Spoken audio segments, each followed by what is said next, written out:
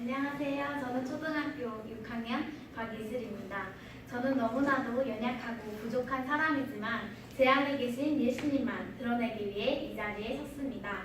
이 시간에 예수님이 하실 줄 믿고 시작하겠습니다. 저는 모태신앙입니다. 그리고 저는 나름대로 수요예배, 금요예배 빠지지 않고 다녔고 새벽예배까지 간 적도 많았습니다. 그래서 저는 당연히 구원받았다고 생각했고 구원에 대해서도 별로 생각해 본 적이 없었습니다.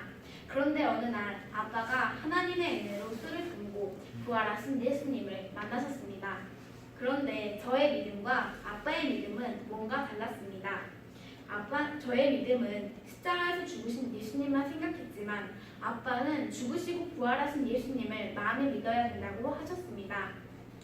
그래서 저는 제가 잘못 믿고 있었다는 것을 알고 간절한 마음으로 사모하며 기도하던 중 저도 하나님의 은혜로 예수님을 믿지 않고 살았던 죄, 제가 주인되어서 살았던 죄를 회개하고 3학년 끝날 때쯤에 부활하신 예수님을 만났습니다. 새 사람으로 거듭난 것입니다. 이 모든 것이 하나님의 은혜이기 때문에 저는 자랑할 것이 없습니다. 저는 원래 의인이 될 수 없고 연약한 사람이고 아무것도 없는 자이고 하나님께 합당한 자가 될 수 없지만 제 안에 생명 되신 예수님이 계시고 제가 그리스도 예수 안에 있는 자가 되었기에 제 안에 있는 예수님 덕분에 저는 모든 것을 가진 자가 되었고 하나님께 합당한 자가 되었습니다. 지옥에 가야 할 저를 건져주셨습니다. 너무 감사합니다. 저는 지금 너무 행복합니다. 이 땅에서 잘 먹고 잘 살고 돈 많고 그래서 행복한 게 아니고요. 영원한 것을 바라보며 살기 때문입니다. 사소함이 있는 것입니다. 영생의 기쁨입니다. 천국에 간다는 기쁨으로 행복한 것입니다. 예수님과 동행하며 내가 사는 것이 아니고 예수님이 사시는 것이기 때문에 행복한 것입니다. 요한복음 14장 27절에 평안을 너희에게 끼치노니 곧 나의 평안을 너희에게 주노라. 내가 너희에게 주는 것은 세상이 주는 것과 같지 아니하리라. 너희는 마음에 근심하지도 말고 두려워하지도 말라. 아멘. 이 행복은 이 세상에서 줄 수 없는 그런 행복이고 평안입니다. 진정한 행복인 거죠. 이런 행복을 누리며 복음을 전하며 살아가는 사람이 있습니다. 바로 부활의 증인입니다.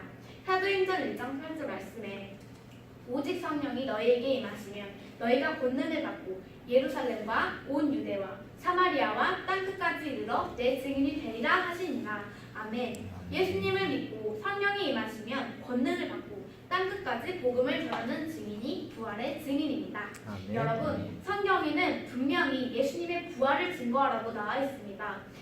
사도행전 1장 22절에 항상 우리와 함께 다니던 사람 중에 하나를 세워 우리와 더불어 예수께서 부활하심을 증언할 사람이 되게 하여야 하리라 하거늘. 아멘. 부활하심을 전해야 한다고 성경에 정확히 나와 있습니다. 예수님은 사망 권세 이기시고 부활하셨습니다. 여러분, 부활로 바라본 십자가는 크고도 큰 것입니다. 십자가에서 우리의 옛사람이 예수님과 함께 죽고 그 크고도 크신 사랑을 보여주신 사건입니다. 이렇게 예수님이 우리를 사랑하사 십자가에 못 박혀 죽으시고 사망 권세 이기시고 부활하셔서 그분이 하나님의 사랑 되신 분이구나, 예수님이 하나님이시구나 라는 것을 마음에 믿으면 천국을 그냥 선물로 주시는 것입니다. 부활이요 생명이신 예수님이 우리 안에 들어오시면 부활과 생명이 우리 안에 들어오는 것입니다. 여러분, 예수님이 십자가에서 죽으실 때 제자들이 다 도망갔습니다. 그런데 부활하시고 나니까 잔인하게 죽으면서까지 예수님을 전하는 거예요. 여러분, 부활의 증인은 환난, 핍박, 고통, 고난이 오더라도 그것 또한 기쁘게 받아들이는 줄 믿습니다. 아멘. 부활의 증인은 가면 갈수록 마음이 식어지는 것이 아니라 가면 갈수록 뜨거워지고 가면 갈수록 깨달음이 오고 믿음이 점점 성장해 갑니다. 성령의 열매가 가면 갈수록 주렁주렁 열리는 거예요. 이것들은 다 예수님이 하셔야지만 가능한 일입니다. 여러분, 자신이 믿는 줄 알고 살았는데 실제로는 믿지 않고 살아갔을 수도 있습니다. 머리로 아는 것과 마음에 믿는 것은 많이 다릅니다. 물론 실제로 믿는 분도 있지만 여러분, 교회만 왔다 갔다 하고 거룩한 척하며 교회에서 봉사하고 착한 일 한다고 예수님 믿는 것 아닙니다. 현금 많이 하고 높은 직급이라고 해서 구원받은 것 아닙니다. 지금도 늦지 않았으니 다시 돌아서서 진심으로 회개하십시오.